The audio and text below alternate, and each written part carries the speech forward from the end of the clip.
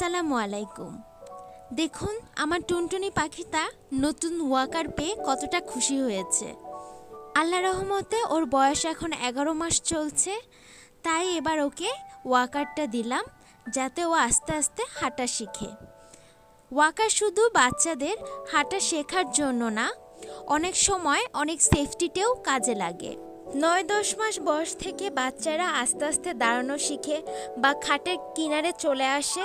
এতে বাচ্চাদের পড়ার সম্ভাবনাটা কিন্তু অনেকাংশে বেড়ে যায় এবং তারা ব্যথাও পায়।